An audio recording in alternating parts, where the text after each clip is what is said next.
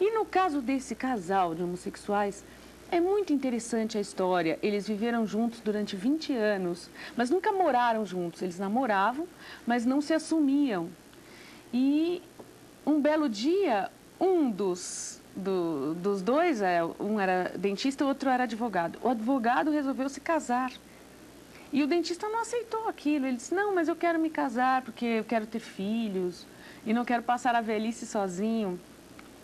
Aí, então, marcaram um encontro, um último encontro, para irem ao teatro. E o dentista, então, resolveu matar o seu ex-namorado. E esfaqueou o rapaz na sua casa, no quarto dele. Depois cortou sua cabeça, colocou a cabeça no chão, virada para a porta. Uma cena bastante chocante. Muita gente testemunhou.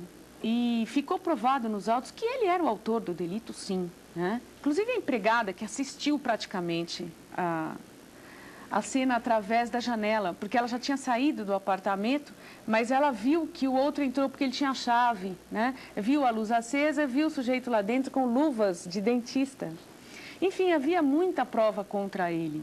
Ele foi condenado pelo júri, depois a sua defesa apelou e ele foi mantida essa condenação no Tribunal de Justiça de São Paulo.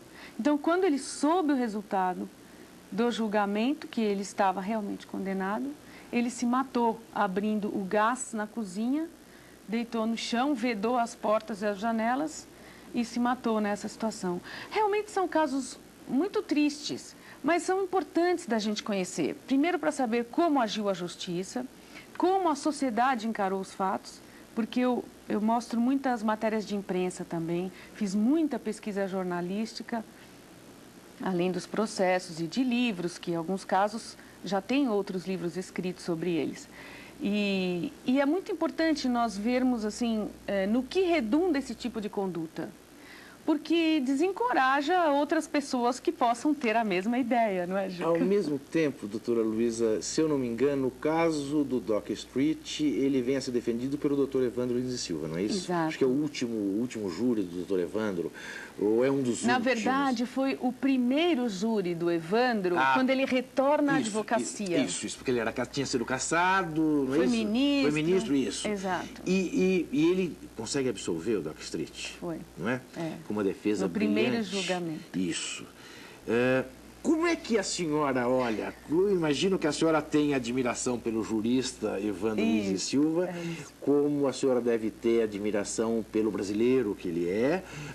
Afinal, foi o advogado do Brasil no processo de impeachment contra Fernando Collor, não é isso? Isso. Mas como é para uma jurista, mulher, olhar para o doutor Evandro fazendo aquele papel, doutora Luísa? Dá para separar as coisas? Eu já cobrei do doutor Evandro isso em conversas pessoais. Eu adoro pessoais. ele, sou amicíssimo da filha dele, da Patrícia.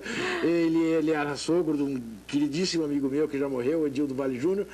Mas eu perdoo tudo que o doutor Evandro faça ou tenha feito, mas é diferente da sua posição, eu suponho. Na verdade, eu conversando com o doutor Evandro, até disse para ele, mas doutor Evandro, o senhor não fala essas coisas machistas, essa coisa de mulher, de honra.